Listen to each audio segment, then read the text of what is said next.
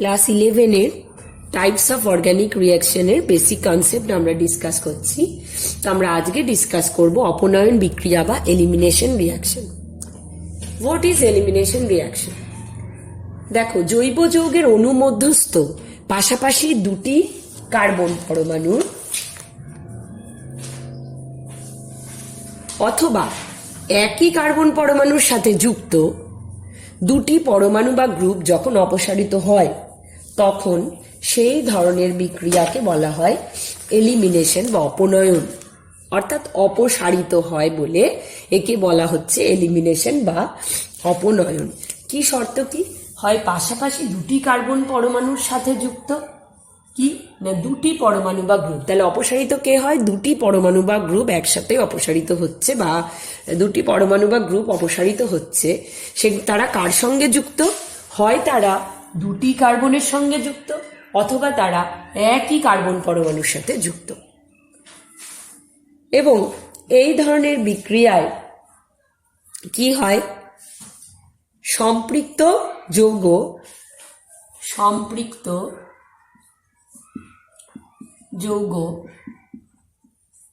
অসম্পৃক্ত যৌগে পরিণত হয়।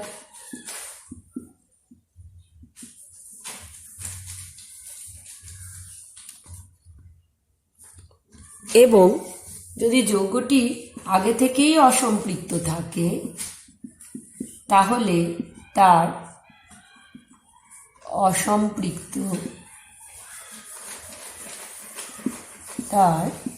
মাত্রা বৃদ্ধি পায়। অর্থাৎ সম্পৃক্ত যৌগ যদি সিঙ্গল বন্ড থাকে তাহলে ডাবল বন্ড, ট্রিপল বন্ড ইত্যাদি তৈরি হয়। এবং অসম্পৃক্ত যৌগ থাকলে তার অসম্পৃক্ততার মাত্রা বৃদ্ধি পায়।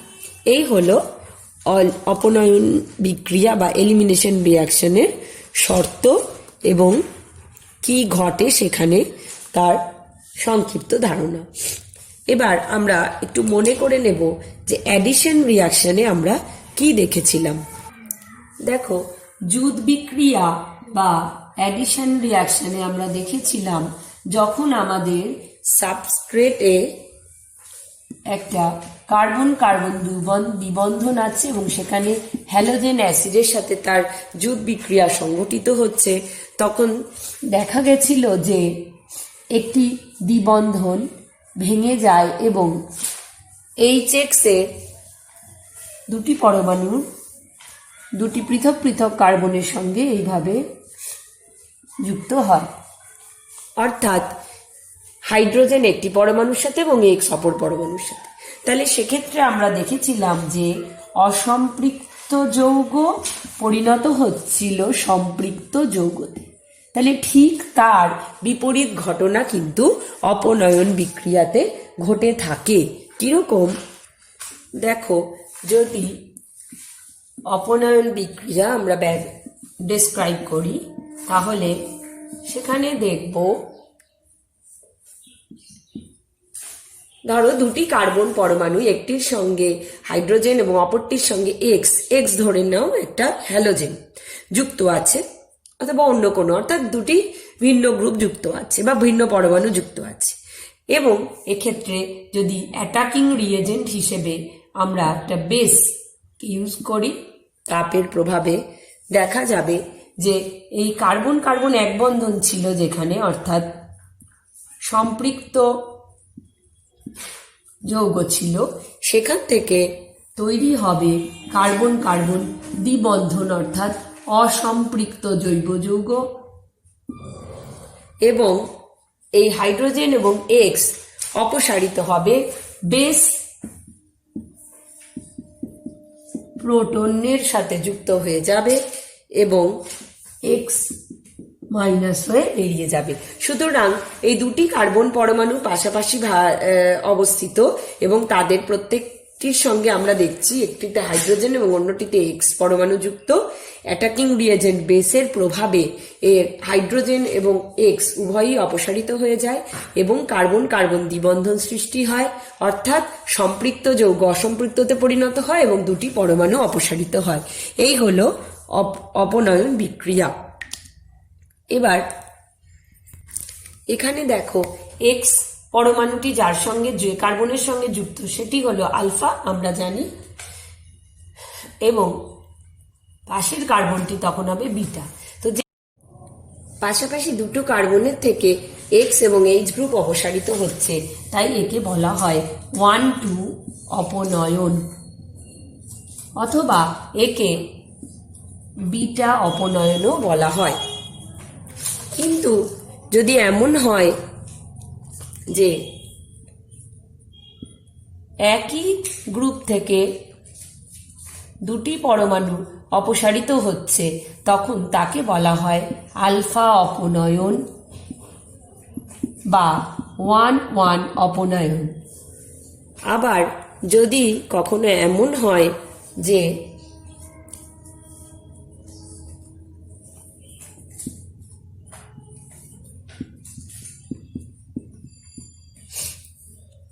Alpha beta gamma alpha beta gamma এইভাবে পরমাণুগুলোকে নামাঙ্কিত করা হয়েছে, এবং যখন দেখা যায় যে এই 1, 2, 3 1 এবং 3 কার্বন থেকে অপনয়ন হচ্ছে, তখন তাকে অপসারণ হচ্ছে গ্রুপগুলির এবং অপনয়ন হচ্ছে, তাকে বলা হয় 1,3 অপনয়ন বা গামা অপনয়ন।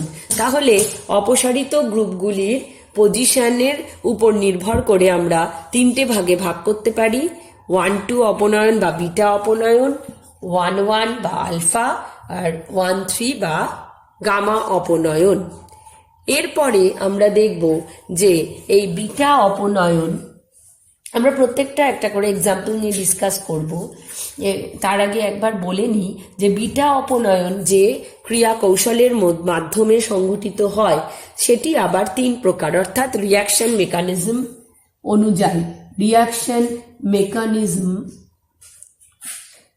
অনুযায়ী এই বিটা এলিমিনেশনকে 3টি রিয়াকশন মেকানিজমের সাহায্যে আমরা এক্সপ্লেন করতে পারি 3 রকম ভাবে: E1, E2 এবং E1CB। E1, E2 এবং E1CB মেকানিজম। প্রথমটি হলো আলফা অপনয়ন বা 1,1 অপনয়ন।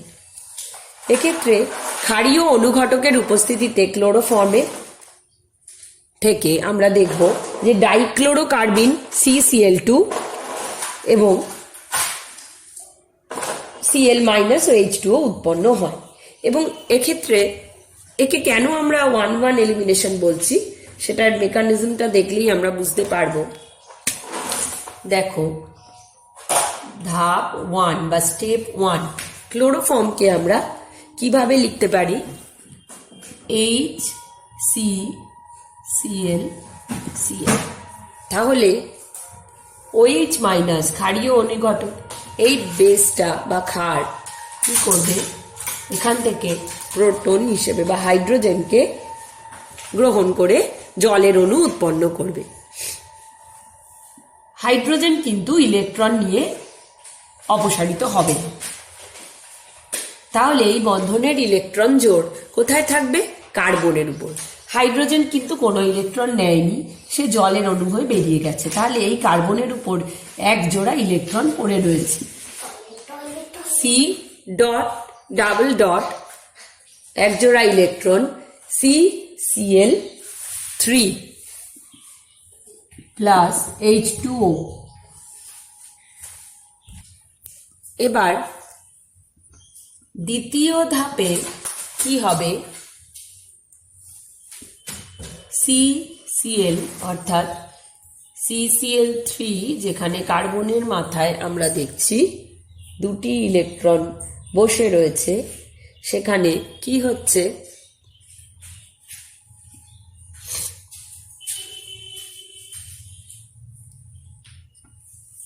Cl মাইনাস বেরিয়ে যাচ্ছে এবং তখন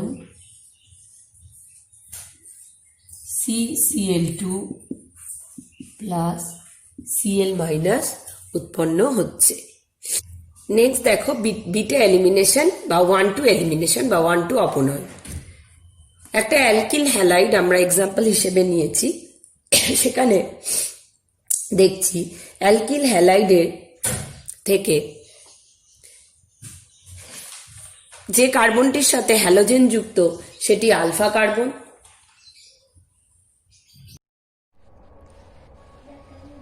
এই অ্যালকিল হ্যালাইডকে যদি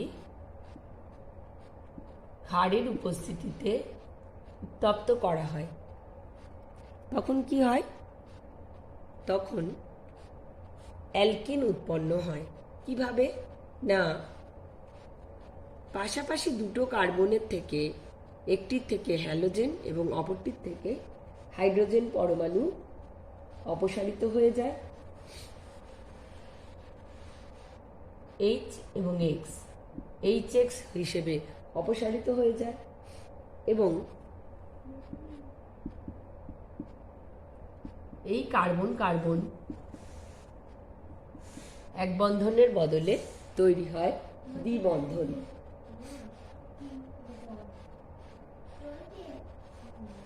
তাহলে এক্ষেত্রে আমরা দেখছি আলফা এবং বিটা কার্বন থেকে অপসারণ হচ্ছে। একে আমরা বলবো 1,2 এলিমিনেশন বা বিটা এলিমিনেশন বা বিটা অপনয়ন। এখন এই বিটা অপনয়নের আমি বলেছি যে 3 রকম মেকানিজম আমরা জানি, E1, E2 এবং E1CB। প্রথম মেকানিজম যেটা আমরা ডিসকাস করব সেটা হলো E1 mechanism. E1 mechanism, E1 কথার অর্থ হলো এলিমিনেশন, E ফর এলিমিনেশন 1 ইউনিমলিকিউলার। এই E1 মেকানিজম কটি ধাপে সংগঠিত হয়? 2টি ধাপে এবং এর ইউনিমলিকিউলার, তাহলে আণবিকতা হলো 1। এটি 2টি ধাপে সংগঠিত হয় এবং আণবিকতা বা মলিকিউলারিটি মান হলো 1। এবার আমরা প্রতিটি ধাপ ডিসকাস করব। প্রথম ধাপ অর্থাৎ স্টেপ 1-এ আমরা দেখব কি হয় না, স্টেপ 1টাই কিন্তু হলো স্লোয়েস্ট স্টেপ। তাহলে বিক্রিয়ার হার নির্ণয়ের স্টেপ হচ্ছে এটা। তাহলে প্রথম ধাপে আমরা দেখছি হ্যালাইড আয়নটি বেরিয়ে যাচ্ছে, এক্স হলো হ্যালোজেন, তার ফলে এখানে একটা কার্বোক্যাটায়ন জেনারেটেড হচ্ছে। এই বিক্রিয়ায় দেখো এটি স্লোয়েস্ট স্টেপ, তার মানে হার নির্ণায়ক স্টেপ, এবং এক্ষেত্রে আমরা দেখছি কেবলমাত্র সাবস্ট্রেটের গাঢ়ত্বের উপরই এটা নির্ভর করে। বিক্রিয়ার হার কেবল সাবস্ট্রেটের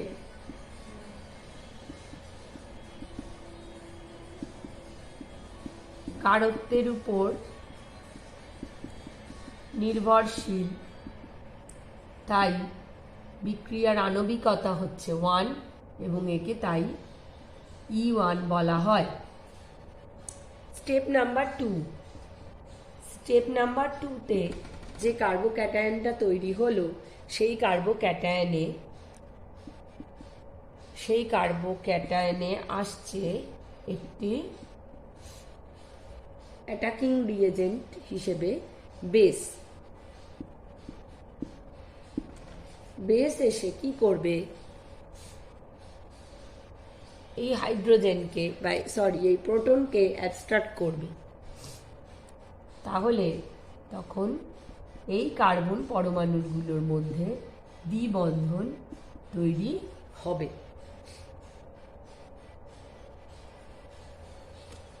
স্টেপ 2টা আর একবার দেখে নিই। স্টেপ 2তে তৈরি হয়েছে যে কার্বোক্যাটায়ন স্টেপ 1-এ, সেখানে বেস অ্যাটাক করবে।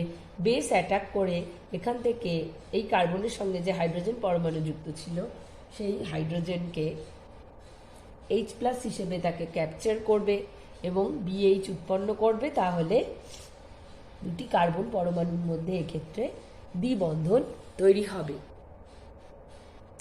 এবারে আমরা দেখব টারশিয়ারি বিউটাইল ক্লোরাইডের কোয়েশ্চেন হিসেবে তোমরা লিখতে পারো, লেখো টারশিয়ারি বিউটাইল ক্লোরাইডের অ্যালকোহলীয় দ্রবণকে উত্তপ্ত করলে কি হয়, উত্তপ্ত করলে কি উৎপন্ন হয় এবং তার মেকানিজম আমরা ডিসকাস করব। Tertiary butyl chloride CH3Cl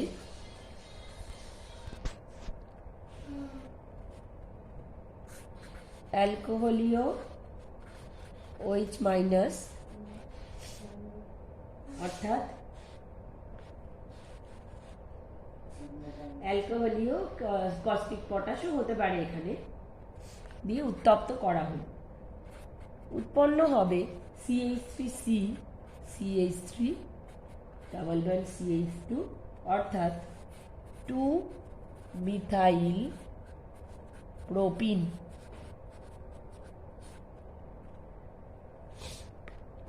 methyl propene. এবার আমরা দেখব এর রিঅ্যাকশন মেকানিজমটা কি হতে পারে। স্টেপ 1,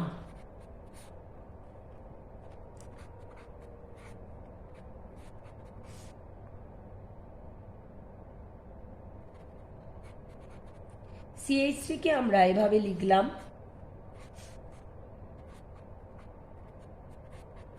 তাহলে পাশাপাশি দুটো কার্বন পেলাম। একটিকে আমরা আলফা বলতে পারি, একটিকে বিটা, কারণ একটির সঙ্গে হ্যালোজেন Cl যুক্ত, অপরটির তাকে আমরা আলফা বলবো, তার পাশের কার্বনকে বিটা বলবো। তাহলে ফার্স্ট স্টেপটা যেটা স্লো স্টেপ, সেটাতে কি হবে, হ্যালাইডের অপসারণ হবে এবং অ্যাজ এ রেজাল্ট একটা কার্বোক্যাটায়ন তৈরি হবে। স্টেপ নাম্বার 2, কার্বোক্যাটায়ন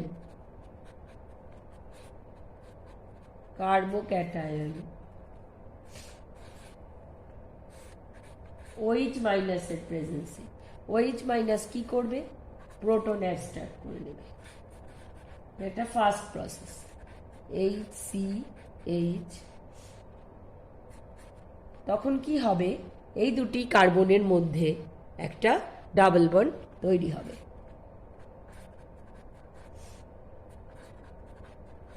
যে মুহূর্তে OH- প্রোটনকে অ্যাবস্ট্রাক্ট করে নেবে, একটা জলের অণু তৈরি হবে এবং এই দুটি কার্বনের মধ্যে হাইড্রোজেন যে রেখে দেওয়া ইলেকট্রনগুলো হাইড্রোজেনের, সেই ইলেকট্রনের সাহায্যে এদের মধ্যে একটা ডাবল বন্ড তৈরি হবে। অর্থাৎ অ্যালকোহলীয় OH- দ্বারা বিটা হাইড্রোজেন ক্যাপচার্ড হবে এবং একটা অ্যালকিন উৎপন্ন হবে, যেই অ্যালকিনটার নাম হলো 2-মিথাইল প্রোপিন।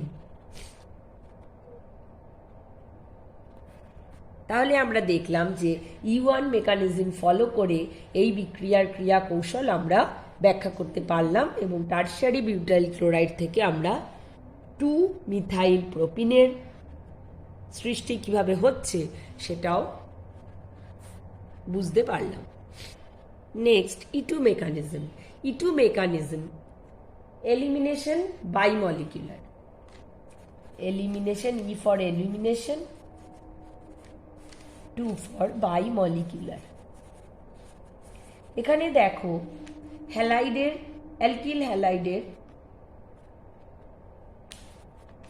বেসের সাথে রিঅ্যাকশন কিভাবে হচ্ছে না, একই সাথে হ্যালাইড আয়ন লিভিং গ্রুপ রূপে বেরিয়ে যাচ্ছে এবং বেস ক্যাপচার করছে বিটা কার্বনকে, তখন এই বন্ডটা শিফট করছে এবং একটা ট্রানজিশন স্টেট তৈরি হচ্ছে, যেখানে একই সঙ্গে বন্ড ফরমেশন এবং বন্ড ব্রেকিং ঘটছে। অর্থাৎ এই কার্বন হাইড্রোজেন বন্ডটা ব্রেক করছে, এই বেস আর হাইড্রোজেন বন্ডটা ফর্ম করছে, এই হ্যালোজেন কার্বন বন্ডটা ব্রেক করছে এবং এই কার্বন কার্বনের মধ্যে ডাবল বন্ডটাও ফর্ম হচ্ছে।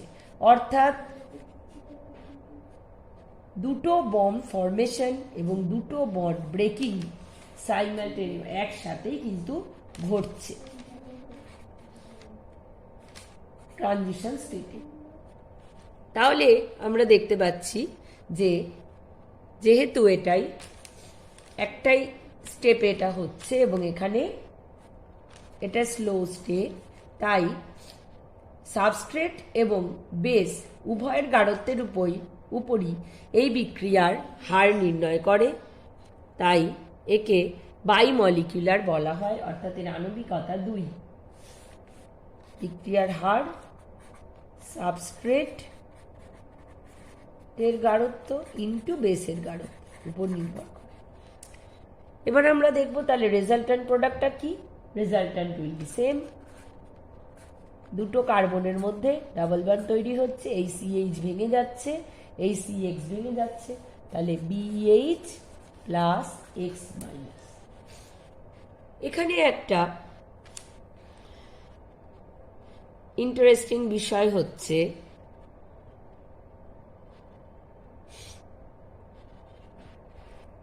যেদিক থেকে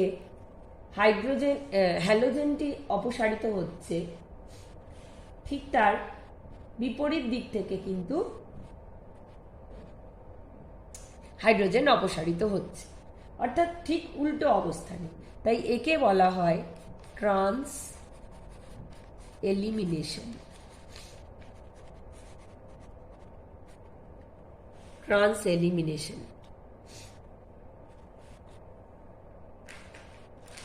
নেক্সট আমরা ডিসকাস করব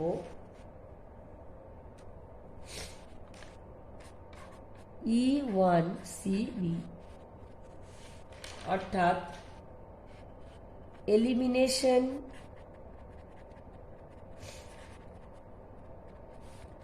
ইউনিমলিকুলার with respect to conjugate base. Conjugate base কথাটির অর্থ হলো অনুবন্ধী ক্ষার,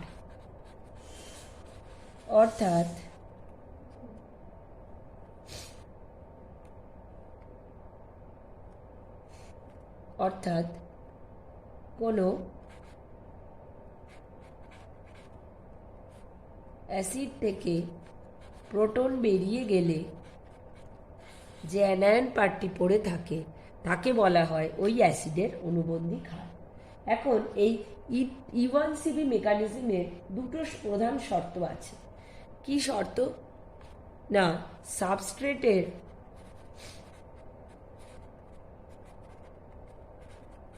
বিটা হাইড্রোজেন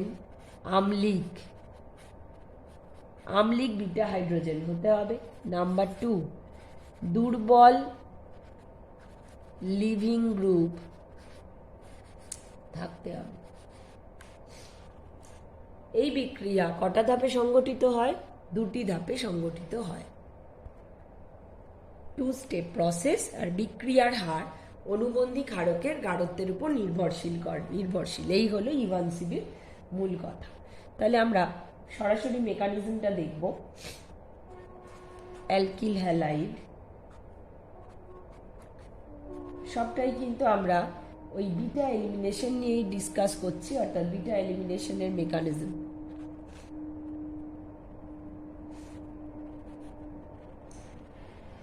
দেখো,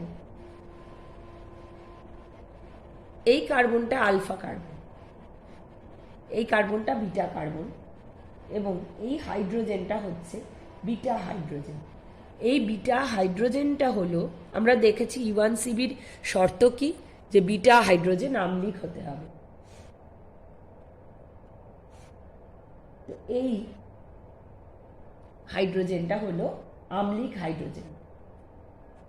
বেস এসে অনায়াসে এই হাইড্রোজেনটাকে ক্যাপচার করে নিচ্ছে, বিটা হাইড্রোজেনকে, এবং পুয়ার লিভিং গ্রুপ X এখানে যুক্ত আছে। তাই ফার্স্ট স্টেপে এখানে তৈরি হচ্ছে কি একটি কার্বন আয়ন তৈরি হচ্ছে।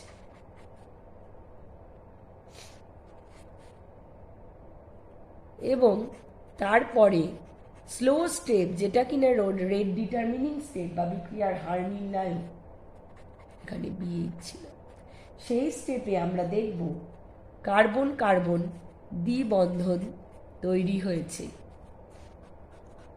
তাহলে প্রথম ধাপে ক্ষারক দ্বারা বিটা হাইড্রোজেন অপসারিত হয় এবং একটা কার্বন আয়ন তৈরি হয়। এই কার্বন আয়নটি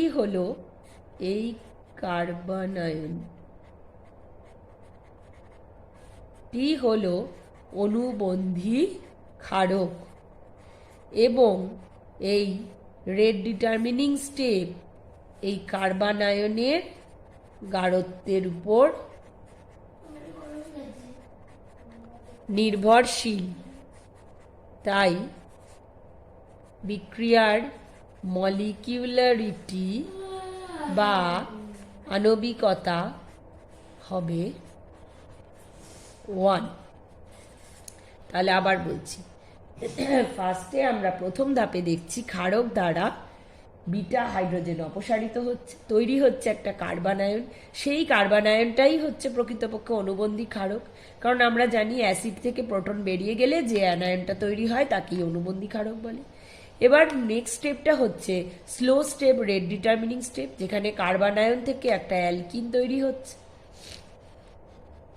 এই স্টেপ তাহলে দেখছি যে কে অংশগ্রহণ করছে, কেবলমাত্র কার্বন আয়ন। তাহলে এই রেট ডিটারমিনিং স্টেপটি কিসের উপর নির্ভর করছে? কার্বন আয়নের গাঢ়ত্বের উপর নির্ভরশীল হচ্ছে। তাই বলা যায় এই বিক্রিয়ার আণবিকতা বা মলিকিউলারিটি হলো 1। এবার আমরা আচ্ছা, তাহলে বোঝা গেল যে এইভাবে অনুবন্ধী ক্ষারকের গাঢ়ত্বের উপর নির্ভরশীল, তাই জন্য বলা হয় এটাকে এলিমিনেশন ইউনিমলিকুলার উইথ রেসপেক্ট টু অনুবন্ধী ক্ষারক বা কনজুগেট বেস।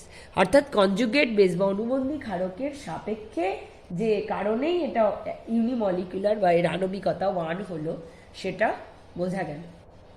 অনুবন্ধী ক্ষারকের রেসপেক্টেই বিক্রিয়ার আণবিকতা নির্ভরশীল। একটা এক্সাম্পল দেখো,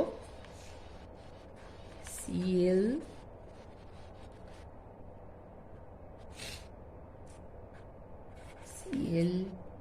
this is alpha in presence of NaOET sodium ethoxide. এর নাম কি এই অণুটা? 2,2-ডাইক্লোরো 1,1,1 ট্রাইফ্লুরো ethane. So in presence of sodium ethoxide যে অ্যালকিনটা তৈরি করবে সেটি হলো কার্বন কার্বন দ্বিবন্ধনের সাথে একটি কার্বনের সাথে দুটো ফ্লোরিন এবং অপরটির সাথে দুটো ফ্লোরিন। এখানে দেখো F মাইনাস হলো উইক লিভিং গ্রুপ। বলো কেন? কারণ হলো এর উচ্চ তড়িৎ ঋণাত্মকতা। তাহলে উচ্চ তড়িৎ ঋণাত্মকতা থাকার জন্য এটি সহজে এই বন্ধনজনের ইলেকট্রন, যেহেতু এর উচ্চ তড়িৎ ঋণাত্মকতা, তাই এই ইলেকট্রনের প্রতি তার আকর্ষণ অনেক বেশি, তাই এটি সহজে অপসারিত হতে চাইবে না। আবার দেখো এখানে Cl পরমাণুর -I এফেক্ট, তাই জন্য এই যে হাইড্রোজেনটা, এই হাইড্রোজেনটা কি হবে? আম্লিক। সিএল পরমাণুর মাইনাস আই এফেক্ট, তার মানে বন্ধনের ইলেকট্রন জোড় সে নিজের দিকে আকর্ষণ করে নেবে। তাই এই হাইড্রোজেনটা খুব সহজেই অপসারিত হতে পারবে, কারণ এটি আম্লিক হাইড্রোজেন। তাহলে এবার আমরা এই মেকানিজমের সাহায্যে এই বিক্রিয়াটা অ্যানালিসিস করতে পারবো, এবং এটাই তোমাদের হোমওয়ার্ক থাকবে। অর্থাৎ দেখাবে 2,2-ডাইক্লোরো-1,1,1 ট্রাইফ্লুরোইথেন থেকে কি করে এই যৌগটা উৎপন্ন হয়, এই অ্যালকিনটা উৎপন্ন হয়, কিসের সাহায্যে? না E1CB মেকানিজমের সাহায্যে। এটা হলো তোমাদের হোমওয়ার্ক। নেক্সট আমরা পড়ব গামা এলিমিনেশন।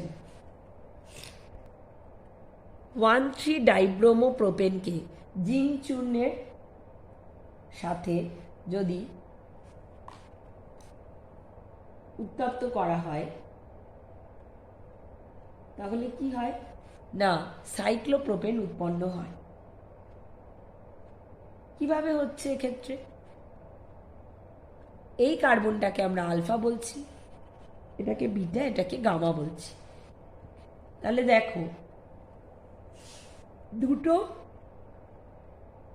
কার্বন, যে দুটো কার্বনের সাথে ব্রোমিন যুক্ত তারা যথাক্রমে আলফা এবং গামা।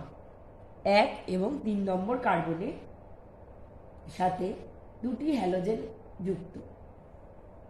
তাহলে এক্ষেত্রে আলফা এবং গামা অবস্থানের আলফা এবং গামা কার্বনের সাথে যুক্ত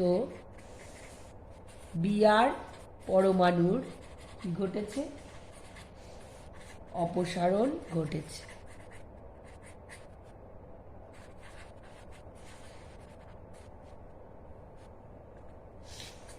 তাই একে 1,3 এলিমিনেশন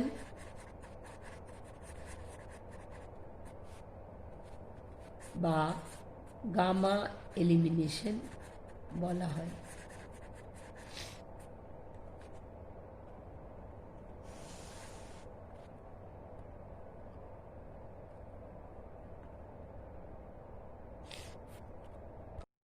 রিঅ্যারেঞ্জমেন্ট বা পুনর্বিন্যাস বিক্রিয়া। কোনো বিক্রিয়া চলাকালীন কোনো জৈব যৌগকে যদি উত্তপ্ত করা হয় অথবা অনুঘটকের উপস্থিতিতে যৌগের মধ্যস্থ পরমাণু বা মূলক কি করে? অবস্থান পরিবর্তন করে। কি করে? সে তার নিজের অবস্থান থেকে বিচ্ছিন্ন হয়ে ওই অণুরই অন্য পরমাণুতে স্থানান্তরিত হয় এবং বিক্রিয়াজাত পদার্থ উৎপন্ন করে। তাকে বলা হয় পুনর্বিন্যাস। অর্থাৎ যেমন ছিল তেমন না থেকে অন্যরকমভাবে সাজানো হলো। যেমন ধরো দুটি পাশাপাশি কার্বন পরমাণুতে,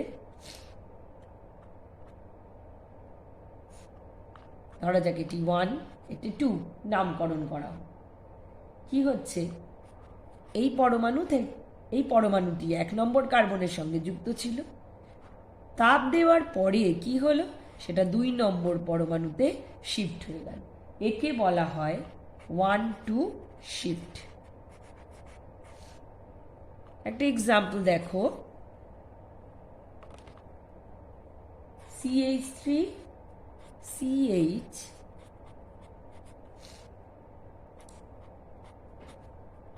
একটা কার্বোক্যাটায়ন আমরা এঁকেছি, CH3CH2CH2+, এটা ডাবল বন্ড মনে করো না, এটা সিঙ্গেল বন্ড। এখানে দেখো হাইড্রাইড শিফট আমরা দেখাবো, H- শিফট, অর্থাৎ হাইড্রাইডের স্থান পরিবর্তন। তাহলে এই হাইড্রোজেন পরমাণুটা পুরো ইলেকট্রন সমেত হাইড্রাইড হিসেবে যাবে এই প্লাস চার্জকে নিউট্রালাইজ করতে বা স্টেবিলাইজ করতে। তখন তৈরি হলো কি? CH3CH+CH3, অর্থাৎ এটা ছিল একটা 1 ডিগ্রি কার্বোক্যাটায়ন, হলো 2 ডিগ্রি কার্বোক্যাটায়ন, অর্থাৎ স্টেবিলিটি পেল। তাহলে এখানে বন্ডেড ইলেকট্রন সমেত হাইড্রোজেনের পাশের কার্বনে শিফট হলো, একে বলা হয় hydride shift. Hydride shift. Similarly methyl shift হয়, মিথাইল মূলকের স্থান পরিবর্তন। ফিনাইল শিফট হয়, ফিনাইল মূলকের স্থান পরিবর্তন ইত্যাদি হতে পারে। আমাদের ডিসকাশনের এক্সাম্পলটা হবে এখানে পিনাকোল থেকে পিনাকোলনে কিভাবে পরিবর্তন হচ্ছে। পিনাকল থেকে পিনাকোলন যৌগে কিভাবে রূপান্তরিত হয়, কিসের প্রেজেন্সে হয়? অ্যাসিডের প্রেজেন্সে। তাহলে আমরা আগে লিখি CH3 COH CH3 CH3 CH3 OH, এটাই হলো পিনাকল। একে গাঢ় সালফিউরিক অ্যাসিডের উপস্থিতিতে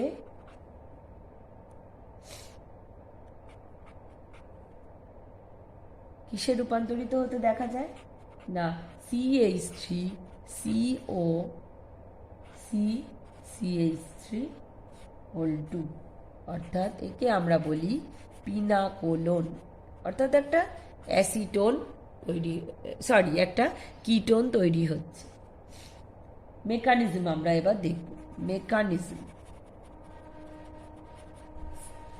মেকানিজম ইন্টারেস্টিং বিষয়। CH3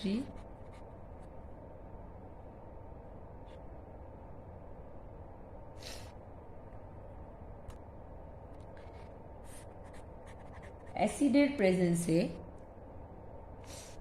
এই অক্সিজেনের যে লোন পেয়ার, সেই লোন পেয়ার ইলেকট্রন এই প্রোটনকে গ্রহণ করে নেবে এবং দেখো CH3OH এটা যেমন ছিল থাকবে, CH3 এই OH-টা হয়ে যাবে তখন OH2 এবং এই O এর মাথায় তখন চলে আসবে কি? Plus charge. তখন এই OH2 আনন্দের সাথে জলের অণু হয়ে এলিমিনেটেড হয়ে যাবে। সুতরাং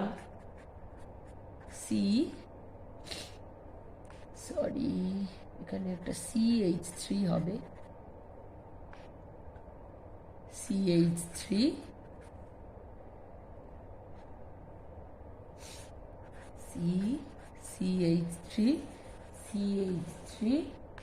এবং এবারই হবে ইন্টারেস্টিং বিষয়, এখানে ছিল OH।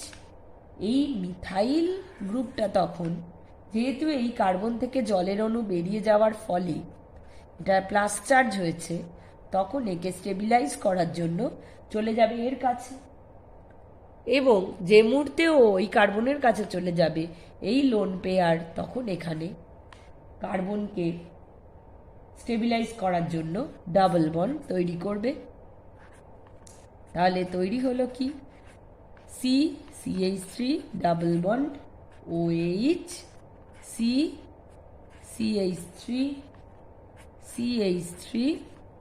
CH3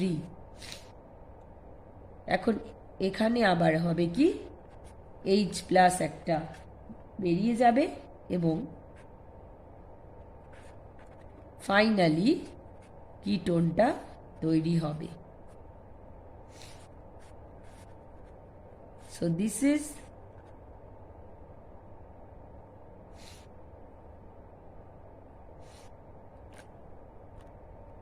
is how পিনাকোল is converted to পিনাকোলন। তো আবার আমরা একবার দেখে নিই যে পিনাকোল গাঢ় অ্যাসিডের H2SO4 এর প্রেজেন্সে পিনাকোলনে কনভার্টেড হয়। এর রিয়াকশন মেকানিজমটা কি? না, প্রথমে অক্সিজেনের সাথে যে লোন পেয়ার ছিল সেই লোন পেয়ার অ্যাসিড, মিডিয়ামে অ্যাসিড আছে, তাই প্রোটনের সঙ্গে প্রোটনকে ক্যাপচার করে সে প্রোটনেটেড হচ্ছে এবং এই OH2 তখন জলের অণু হিসেবে বেরিয়ে যাচ্ছে নেক্সট স্টেপে। তার ফলে কার্বনের মাথায় ধনাত্মক আধান আসছে এবং এই মিথাইল গ্রুপ তখন একে স্টেবিলাইজ করতে যাচ্ছে। সঙ্গে সঙ্গে এই অক্সিজেনের যে লোন পেয়ারগুলো ছিল, ওয়ান পেয়ার অফ ইলেকট্রনস এই কার্বন আর অক্সিজেন মাঝে দ্বিবন্ধন তৈরি করবে, তখন এই O H bonded electron shift হবে এই প্লাস চার্জকে নিউট্রালাইজ করতে, তার ফলে প্রোটন হিসেবে বেরিয়ে যাবে এবং আমরা একটা কিটোনকে বিক্রিয়াজাত পদার্থ হিসেবে পেয়ে যাব। এই হলো রিঅ্যারেঞ্জমেন্ট রিঅ্যাকশনের এক্সাম্পল।